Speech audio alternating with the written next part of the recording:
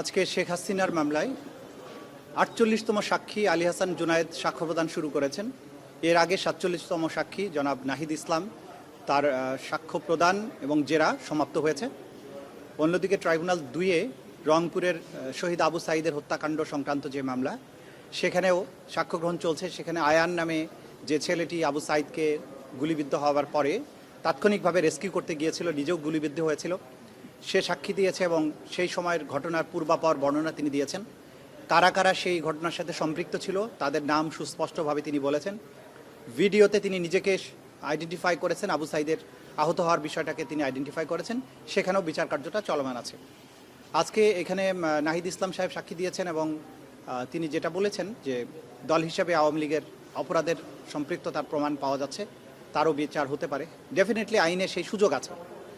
এখন ট্রাইব্যুনাল এবং তদন্ত সংস্থা এখানে যদি আমাদের কাছে সরাসরি কেউ অভিযোগ করে তাহলে সুবিধা হয় সেটার তদন্ত করার জন্য।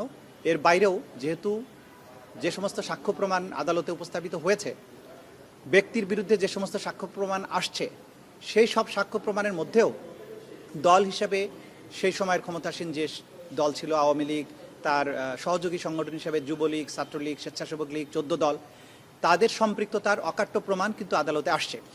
সুতরাং এই সিদ্ধান্ত নেবার সুযোগ আছে। আমরা এখনও সিদ্ধান্ত নেই, দেখা যাক। আমরা এটা নিয়ে ভাববো, এটা নিয়ে ভাবার পরে এবং যদি যারা ভিকটিম পরিবার তারা যদি দল হিসেবে কেউ এদের বিচারের জন্য আসেন তাহলে হয়তো আরও বিষয়টা সহজ হতে পারে। কিন্তু এই ব্যাপারে আমরা এখনও চিন্তাভাবনা করিনি। চিন্তাভাবনা করার পরে এই ব্যাপারে যথাসময়ে যথা সিদ্ধান্ত গ্রহণ করা হবে। আপনারা নিজেরা করার সুযোগ আছে, কেউ অভিযোগ না করলে আপনারা তদন্ত সংস্থায় আমাদের আইনটা হচ্ছে যে তদন্ত সংস্থার কাছে যদি কোনো ফর্মে তাদের কাছে ইনফরমেশন আসে, তদন্ত সংস্থা যদি জানতে পারে যে এই ধরনের অপরাধ কোনো ব্যক্তি অথবা কোনো গোষ্ঠী অথবা কোনো দল, কোনো সংগঠন, কোনো এজেন্সি করেছে, তাহলেই সেটার বিরুদ্ধে তিনি তদন্ত শুরু করতে পারেন। সুতরাং এটা সুমোটো করার সুযোগ আছে তদন্ত সংস্থার পক্ষে। তো এর বাইরেও কিন্তু এই সুমোটো সুযোগ থাকার পরেও ভিকটিম পরিবার এবং সারা বাংলাদেশে যারা আন্দোলনে অংশগ্রহণ করেছিলেন তারা কিন্তু সরাসরি অভিযোগ নিয়েও এসেছেন, তারা সাক্ষীও দিয়েছেন, সেটার ভিত্তিতেও তদন্ত হয়েছে। দু ধরনের পথই উন্মুক্ত আছে। কোন পথে আমরা যাব বা তদন্ত সংস্থা যাবে সেটা যথাসময়ে হয়তো আপনারা জানতে পারেন। কিন্তু এটা নিয়ে তো একটা অভিযোগ আছে, এনডিএম এর যে ন্যাশনাল ডেমোক্রেটিক পার্টি ববি হাসানের দল, তারা আওয়ামী লীগ সহ ১৪ দলকে নিষিদ্ধের যে বিচার চেয়ে একটা আবেদন তো প্রসিকিউশন দিয়ে রাখছে অনেক আগেই। ঠিক আছে, সেটা হয়তো আমরা এত বেশি অভিযোগ এসছে যে সব কিছু মিলিয়ে হয়তো সেটাকে ওইভাবে সামনে আসেনি। নিশ্চয়ই তদন্ত সংস্থা সেটা যাচাই বাছাই করে দেখবেন এবং সেই অনুযায়ী ব্যবস্থা গ্রহণ করবে। সুমোটো ব্যক্তির বিচার করতে গিয়ে যদি কোনো সংগঠনের ব্যাপারে কোনো স্পেসিফিক ফাইন্ডিং আদালতের সামনে আসে, আদালত সে ব্যাপারে প্রয়োজনীয় আদেশ দিতে পারবেন। কিন্তু একটা সংগঠনের বিরুদ্ধে স্পেসিফিক্যালি সংগঠনকে আসামি করে মামলা করার যে বিধান পরবর্তীতে আইনে সংযুক্ত হয়েছে, সেটার জন্য কিন্তু তার বিরুদ্ধে তদন্ত হতে হবে, তার বিরুদ্ধে চার্জশিট দাখিল হতে হবে, তারপরে ফর্মাল চার্জ দাখিল করতে হবে, সেটা আরেকটা প্রক্রিয়া। কিন্তু ব্যক্তির বিচারের মধ্যে কোনো সংগঠনের সম্পৃক্ততা আসতেই পারে, সেই সময় সেই সংগঠনের ব্যাপারেও কিন্তু আদালত ফাইন্ডিং দিতে পারে। দুটো রাস্তাই ওপেন আছে। তাহলে আমরা একই গ্লান্স যদি বলি, তাহলে কোর্ট চাইলে এটা যখন বিচার হবে সেখানেও কথা বলতে পারেন।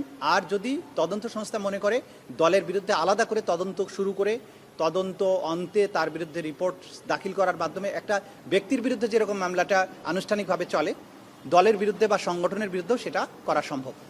সাক্ষ্য গ্রহণ তো এই সপ্তাহে শেষ হচ্ছে, আর যখন শেষ হবে তখনই বুঝবেন শেষ হয়েছে। তো আমরা চেষ্টা করছি দ্রুত শেষ করার জন্য।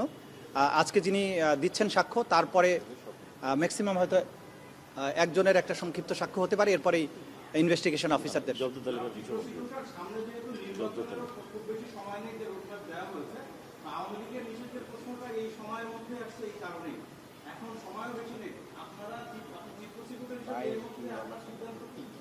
না, আমরা আমাদের তো নিজের থেকে সিদ্ধান্ত নেওয়ার দরকার নেই। আইন তার নিজস্ব গতিতে চলবে। আর নির্বাচন আসলো কি আসলো না বিচারিক কার্যক্রমে আমরা সেটাও আমাদের ভাবার প্রয়োজন নেই বা সুযোগও নেই। আইন নিজস্ব গতিতে চলবে।